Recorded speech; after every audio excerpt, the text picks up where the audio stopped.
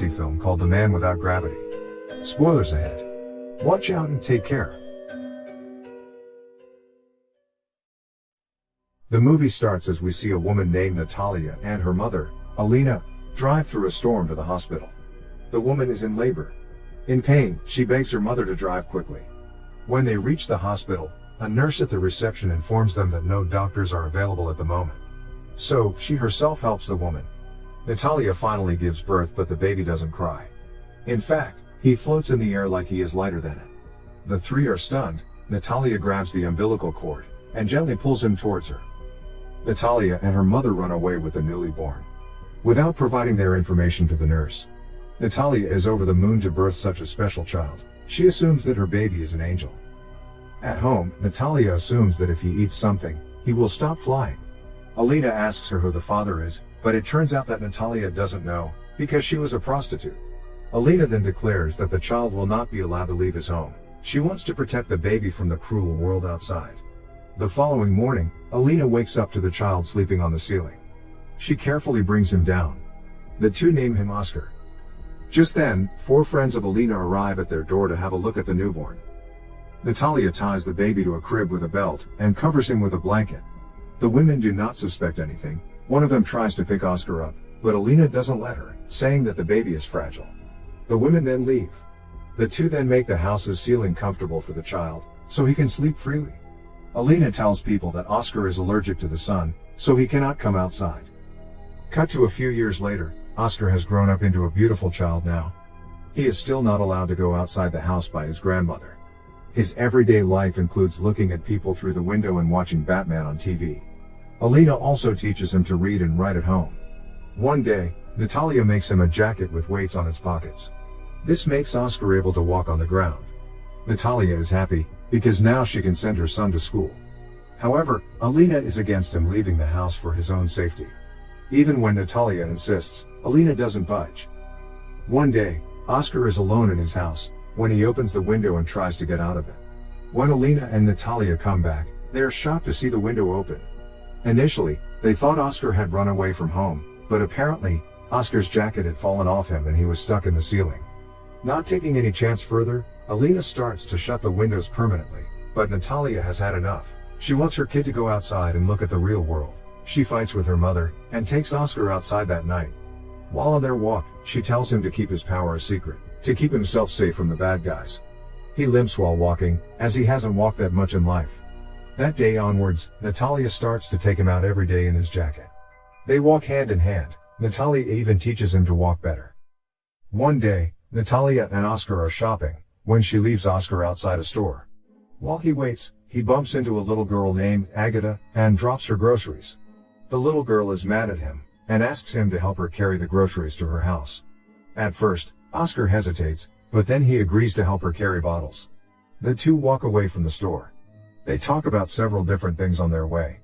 After they walk for a while, Oscar is tired because of the weights in his pockets, so he throws them out. The weight of the bottles keeps him on the ground. But when they reach Agatha's home, she asks him for the bottles. Knowing that he will fly away without them, Oscar refuses. The two tug the bottles and eventually drop them. Since the weights are gone, Oscar flies up, but thankfully is stopped by a roof. The little girl assumes that he is a superhero, and watches him in awe. She gives him her backpack so that he can stay on the ground, and promises to not tell anyone. Natalia is at home, worried to death about her son. Just then, he comes home running. He tells his mother about his new friend. When asked if she knows about Oscar's powers, he lies and says that she doesn't. From the following day, Agatha and Oscar play together. She comes to Oscar's every day for playdates. One day, Agatha's grandmother brings her over. As Natalia and she talk, Natalia realizes that Agatha knows about Oscar's abilities, so she doesn't allow Oscar to play with her from the next day.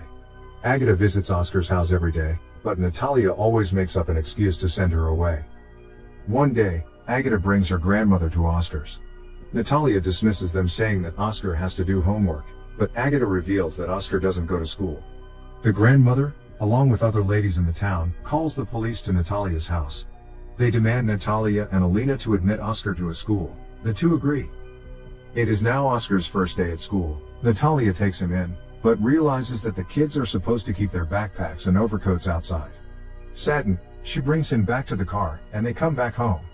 They finally decide to move to a remote town to avoid anyone checking on Oscar's condition. Cut to a few years later, Oscar is all grown up now. Alina had passed away. The mother and the son have moved to the mountains and live a normal life there. Oscar always has his backpack with him. One day, Oscar sees an advertisement on the TV about a talent show. The announcer urges everyone with a unique talent to audition for the show. He wants to take part in the show to showcase his talent, so he decides to leave the town without telling his mother. A few days later, Oscar is at the talent show where he shows everyone his flying abilities. Everyone is amazed. Some assume that Oscar is an angel.